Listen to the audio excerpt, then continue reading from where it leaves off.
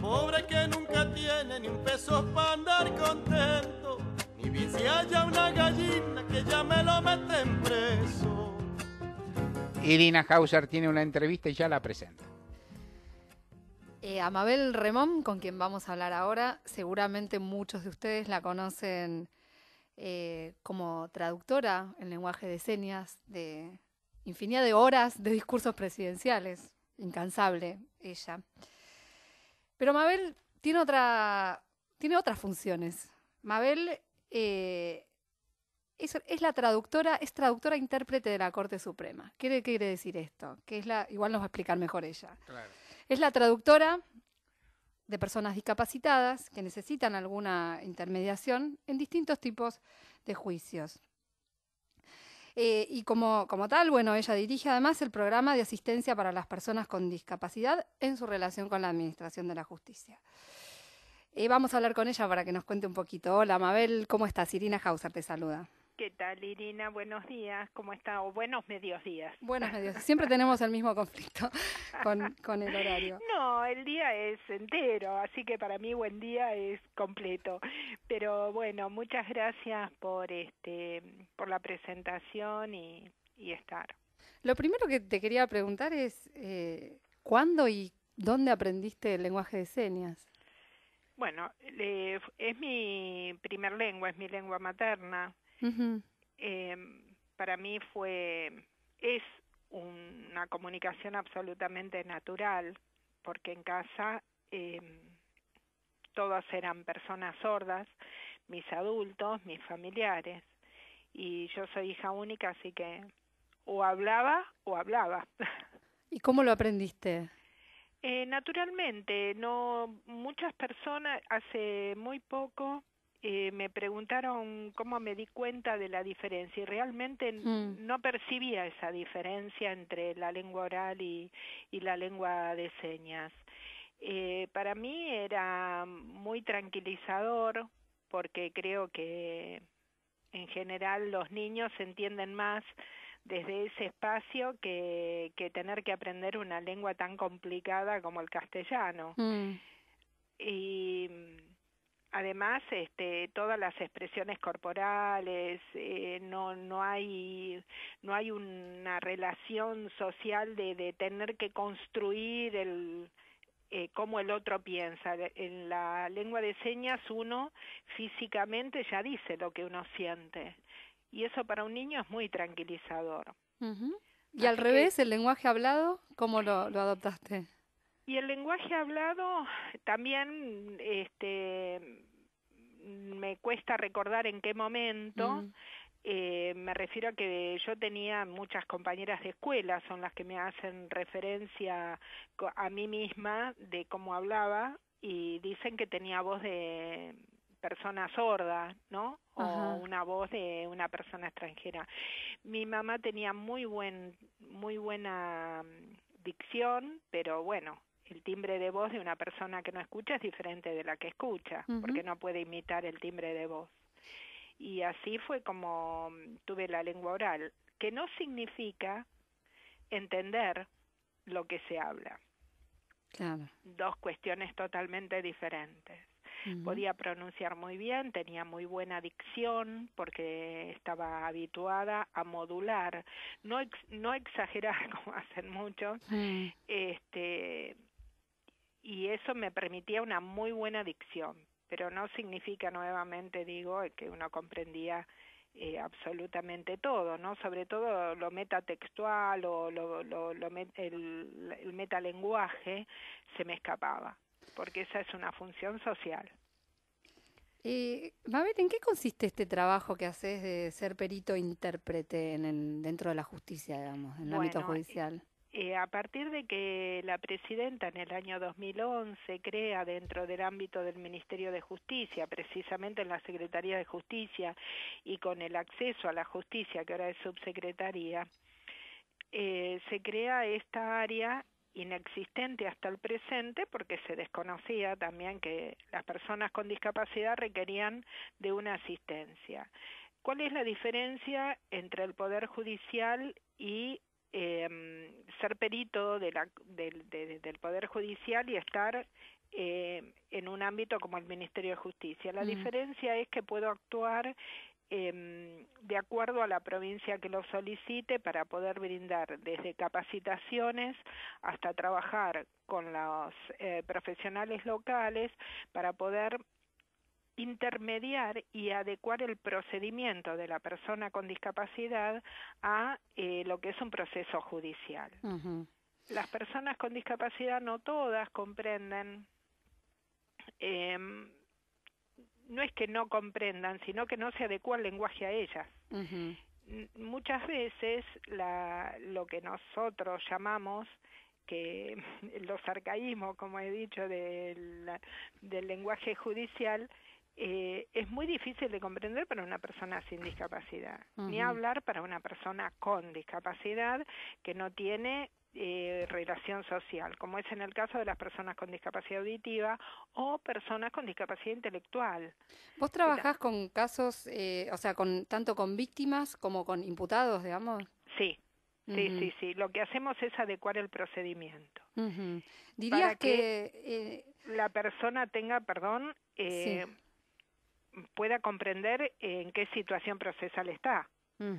Si no, no tiene validez el juicio. ¿Dirías que las personas con discapacidad acceden a la justicia hoy en igualdad de condiciones que el resto? No, no. ¿Y en qué realmente lo ves eso? No. Contanos algún ejemplo, si podés. Sí, claro. En general no se les permite hablar por sí mismas, son hablados por terceros. Y eso ya es no acceder en las mismas condiciones que los demás. Hay varias formas de acceso. Uno dice, bueno, accedo, lo que llamamos acceso a la justicia. Acceder a qué tipo de justicia también, ¿no? Más allá, dejamos de lado lo que es la justicia social.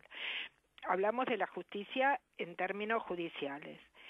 Y la persona puede hacer una denuncia o ser el imputado, pero no siempre cuando se determina que tiene una discapacidad, sea cual fuere, siempre que está relacionado con el habla, es hablada por terceros. Y hasta el presente, que no se le daba ese poder de decisión, y digo hasta el presente a partir del programa de Adajuz, las personas muchas veces ni siquiera eran entrevistadas por los peritos y sin embargo los informes existían. Personas que fueron internadas, pongo un ejemplo, en el Melchor Romero para determinar su situación psicofísica y cómo lo analizaban psicológicamente si lo que estaba implicado era el acto de habla, ¿no? Así que eran exactamente presuposiciones sobre lo que la persona podía o llegar a para un asistido, ya nos pasó con el programa, para un asistido, para un acto, la persona estaba implicada en un robo y la psiquiatra directamente me dijo, no, ya lo atendí, lo mandé, porque como no voy a poder mantener una conversación con él para que lo vamos a entrevistar, pero justamente estamos acá, está la psicóloga especialista en violencia. No, directamente, por supuesto que nosotros invalidamos ese acto, ¿no? Y lo tuvieron que hacer nuevamente. Pero es muy corriente que hagan en este tipo de personas con discapacidad un cierre que les quede cómodo, por decirlo de algún modo. Pero más que nada lo hacen, yo creo, porque ignoran cómo pueden relacionarse con estas personas. Hablamos de jueces y fiscales, digamos. Sí, los que ignoran. Y del cuerpo médico, del cuerpo médico forense y de los psicólogos forenses. Les hacen los test de evaluación, por ejemplo, a las chicas con discapacidad intelectual que de pronto fueron abusadas. Y hay el típico test de Rorschach. Y cuando le preguntan qué ves acá, y lo primero que responden es una mancha, porque el qué ves acá implica algo más que qué ves. Es qué te parece, qué sensaciones te produce esta imagen. Hay mucho más que el qué ves. Y cuando dicen una mancha, claro, el desconcierto, bueno, eso nada, los diagnósticos generalmente son errados. Y lo único que se modificó es lo que nosotros modificamos, la forma lingüística de comunicación. ¿Hace cuánto que haces esto? 22 años. Es mucho tiempo, pero ¿hay alguna historia en particular, algún caso en particular que te haya impactado especialmente? Sí, sí. Contanos. Hay muchos. Hay muchos porque como son personas que son tan vulnerables, y acá es lo que la justicia muestra, ¿no? Si atiendo mal al vulnerable, ¿cómo puedo actuar con los demás? Pero bueno, lo que pasa es que la presunción por parte de los actores judiciales es, bueno, yo atendí el caso, tengo un expediente, lo cierro, tengo peritos que actúan, pero nunca se preguntan estos peritos si están capacitados para poder atender a personas con discapacidad. Y hubo un caso en particular, que es por el que se abre Adajuz, cuando se entera la presidenta, es el de Hugo Sosa. Hugo Sosa es una persona que fue detenida en San Miguel. Hugo fue acusado de haber abusado 3 veces en una hora a una joven. Que bueno, en definitiva Hugo nació sordo, él sí es sordo-mudo, porque no es usual la sordomudez. Lo que es habitual es la discapacidad auditiva o la mudez. En este caso Hugo fue a la escuela hasta jardín, no tuvo oportunidad de defenderse, estuvo 7 meses detenido sin saber por qué estaba detenido.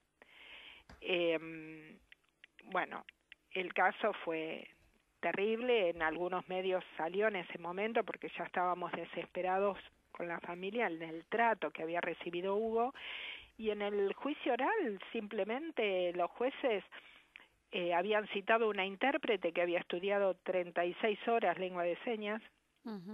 Hugo no sabe lengua de señas, este es el punto, y ella no le entendía a Hugo. La especialidad dentro de Adajuz es, una de esas es la comunicación no verbal, para poder hablar con otro tipo de, por ejemplo, con el diputado Rivas, ¿no? Si él estuviera imputado en una causa, que claro, no lo, por supuesto que es un amigo además, alguien tendría que asistirlo para el tema de la comunicación. Bueno, en ese tipo de cosas, acá Hugo no tuvo asistencia ninguna. Tuvo esta persona que dijo que él comprendía. Hugo no sabe castellano, no sabe señas, está encerrado en su cuerpo. Él trabaja, tiene un registro de lo que ocurre a su alrededor, pero registra lo de hoy hacia atrás. No puede futurizar porque el lenguaje es lo que futuriza. No la mirada, él solo mira. Y bueno, fue sentenciado a 6 años. ¿Esto cuándo fue? Lo de Hugo fue en el 2009. 2009-2010, sí, lo de Hugo. Fue sentenciado a 6 años y fue la familia, el amor que le tenía esa familia, le tiene a Hugo, se ocuparon y se siguen ocupando. Le conseguimos en ese momento entre todos la prisión domiciliaria, que también era otro punto, porque lo llamaban una vez por semana para ver si estaba en el domicilio y querían hablar con él, cosa que era imposible. Bueno, es decir, la persona tiene que adaptarse al sistema y no el sistema a la persona. Mabel Remón, te agradecemos muchísimo esta comunicación con la radio pública. Por favor. Un abrazo. Un abrazo. Bueno, Mabel Remón, decíamos, deben conocerla como traductora de lenguaje de señas de los discursos presidenciales. Nos estaba contando su función como traductora, intérprete de personas con discapacidad que por una u otra razón se encuentran frente a los tribunales, ya sea como imputados o como víctimas, contándonos todas las barreras que existe y la incomprensión y la falta de comunicación que existe, tanto desde jueces, fiscales, como desde el propio cuerpo médico forense. Nos contaba Mabel Remón. Irina Hauser.